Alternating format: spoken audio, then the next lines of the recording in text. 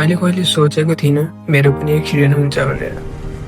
5-6 साल भइसक्यो बाइक कुदाउँदा कुदाउँदा एक बार पनि यस्तो कहिले भएको थिएन।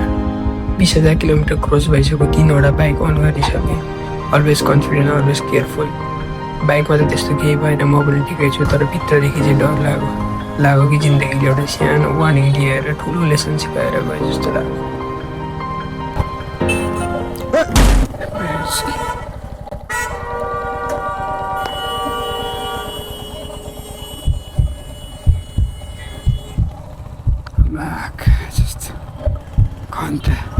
कस्तो यार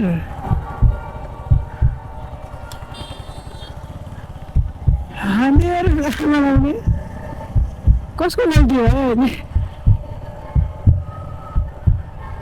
गाडी रोकेको उताबाट आए हेर्छु यार के भयो गाडीलाई जयामा लाउने त्यसकै गल्ती हो नि अर्कोले हेर हिजो अस्ति हालेको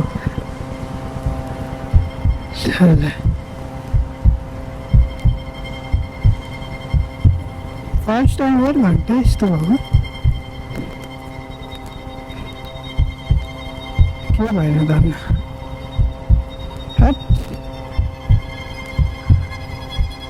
बस्तीमा सिग्नल लाइट पनि दिइरहेको थिएँ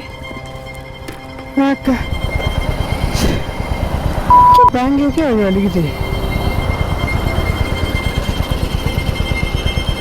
बाङ्ग्यो नि यार यता आयो नि यो अन्त यस्तो भन्यो अन्त हेरिको यार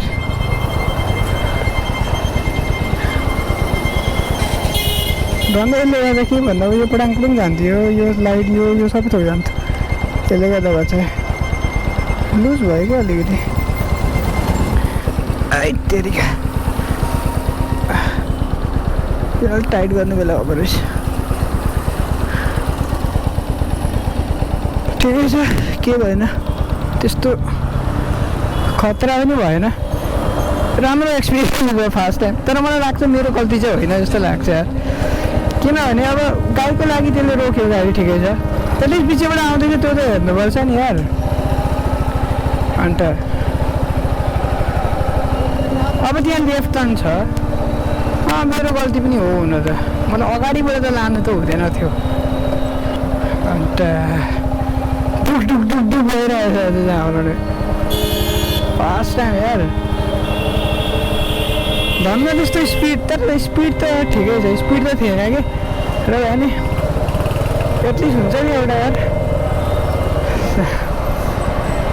भाइ धन्न लागेन त्यस्तो साह्रो हट केही छैन फर्स्ट टाइम एक्सपिरियन्स हुँदै गर्छ यस्तो चोकमा चित्त बुझेन उसले गाडी रोकिरहेको थियो म पछिबाट आएँ उसले रोकेको थियो अब त्यतिखेर हेर्नुपर्छ कि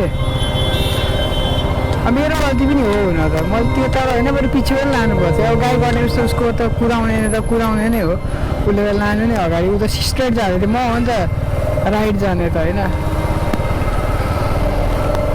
यसबाट के लेसन सिक्यो भन्दाखेरि जस्तै जेसुकै होस् ट्राफिक होस् नहोस्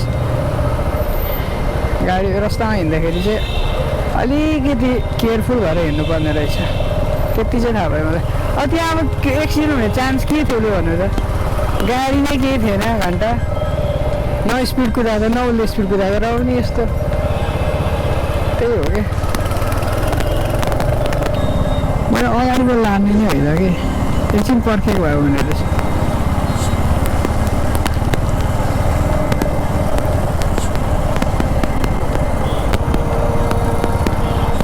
केही छैन यार हुन्छ कोही कोही बेला आज सन्डे पनि ट्राफिक पनि हुँदैन अलिक लामो मजाले घुमेर आउँछु भनेर आजै चाहिँ यताबाट आएको आजै चाहिँ यस्तो हुनुपर्ने एकछिन त ढुक ढुक ढुक ढुक ढुक भयो नि हौ छ्या अन्त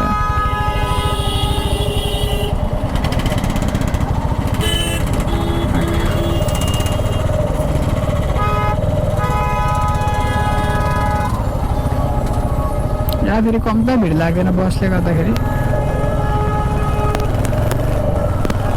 मेजर एक्सिडेन्ट भएको भनेको जिन्दगी कहिले छैन। सो के गर्छ घरि लगाइदिन्छ। त्यस्तो ठुलो एक्सिडेन्ट त कहिले भएको त छैन। त माइनर यो पनि मेरो लागि त ठुलो हो नि। त्यही भएर अगर मलाई केही बाइचान्स पहिला केही भएको भए ए यो त के हो र भन्ने खालको हुन्थ्यो। सो अलिकति हुन्छ एउटा फर्स्ट टाइममा जे पनि त्यही हो। केही छैन, आस्ते आस्ते युज टु भइहाल्छ। अब एक्सिडेन्टबाट पनि के सिकिन्छ, सानो सानो एक्सिडेन्ट, ठुलो एक्सिडेन्टबाट त सिधै हस्पिटलमा पुगिन्छ। सानो एक्सिडेन्टबाट के सिकिन्छ भन्दा अब नेक्स्ट पालि यो चाहिँ गर्नु हुँदैन होइन भनेर एउटा लेसन चाहिँ पाइन्छ। त्यो चाहिँ ठिक छ, माइनर एक्सिडेन्ट हो त्यो।